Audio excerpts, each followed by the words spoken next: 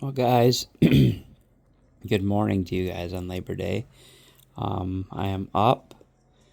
I am chilling in my new recliner. I fell down the stairs last night. Pretty sore this morning, but checking out the portal that I bought. And so far, guys, it is running and working much better than the first time I bought it and got rid of it. Picture is still as beautiful as ever.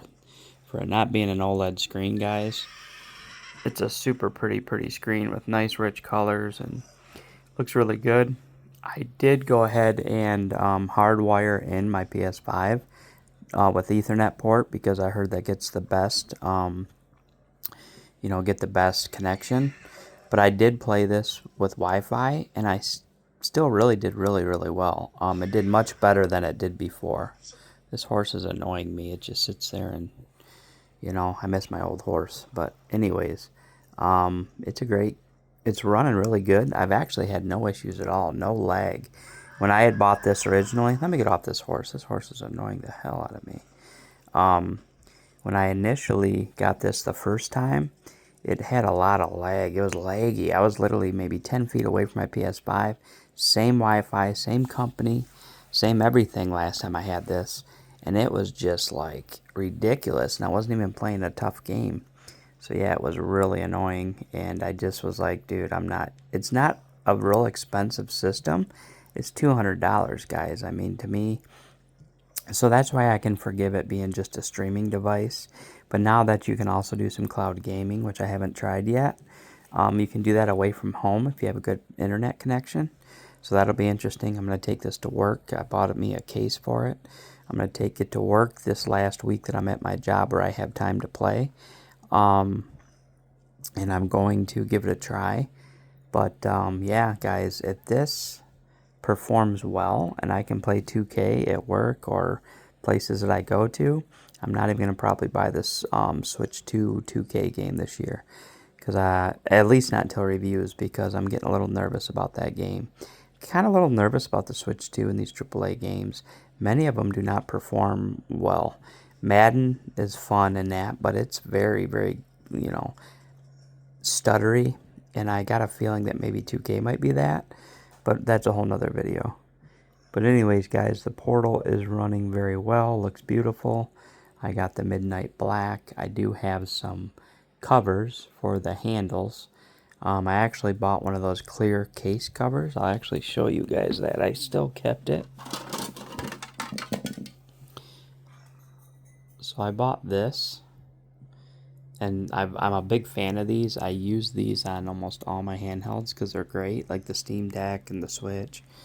But as you see, I had to cut the hole bigger because I couldn't get it to go onto the charging docking station that I bought the portal for. And I tried to cut it out to make it wider, but it still won't work. So I've still kept it for the times that I don't care. I'll just plug it in instead of putting it on the dock. But it's a bit of a pain in the butt to get off and on, so I don't know if I'll even keep it or not. I'm debating. But I do have a new cover coming for it. But this cover literally is only a cover that covers the front and back of the controller portion of this deck, or of this handheld. It doesn't cover the backs or anything.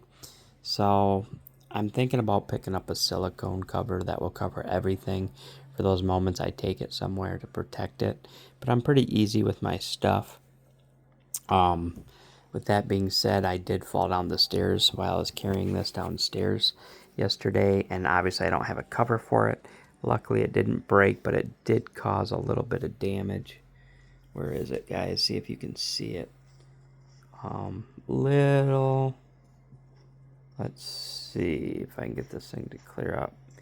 See that darker spot right there? It chipped the plastic very slightly right there. Not too big of a deal. Nothing that most people will even notice. Got lucky it didn't break, and I didn't break anything. But anyway, I do like the Midnight Black. It's very stealthy.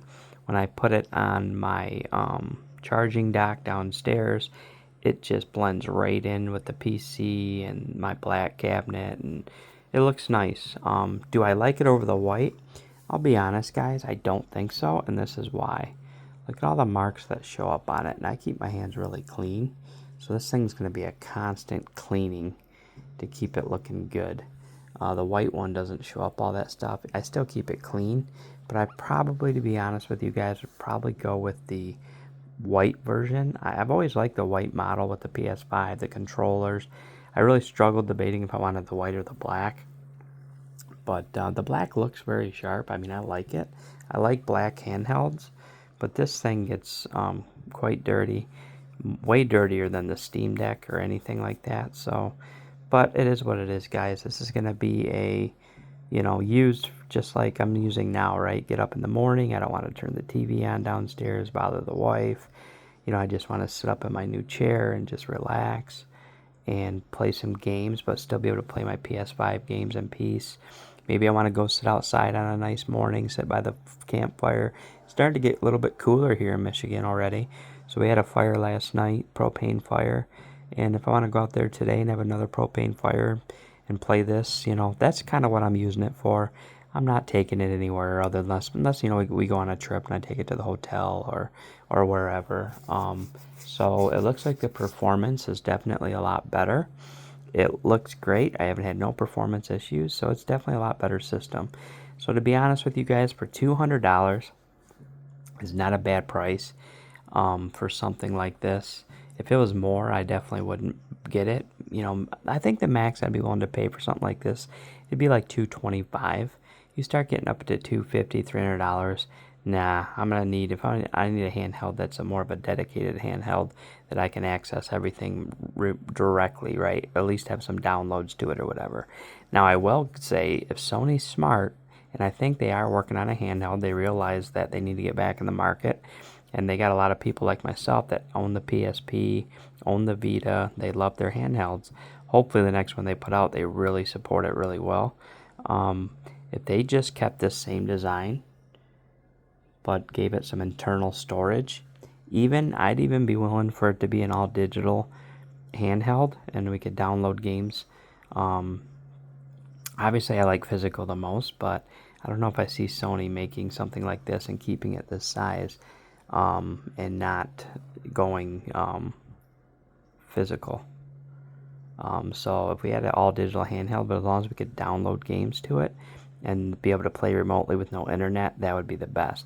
Keep this same exact design, guys, I'm hoping, because this is extremely comfortable, very nice, beautiful screen, nice size screen. It's a really nice handheld, and I could see them taking this to the next step. I really think what they did was they did a test. They tested this unit out, seeing if this thing would even sell well, and if it did, they're probably going to just maximize this and turn it into a more dedicated experience.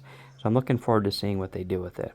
Anyways, guys, I hope you enjoy. Hopefully you got your Labor Day weekend going. This is our third day off. Then we get back started tomorrow. I hope you all have a great day.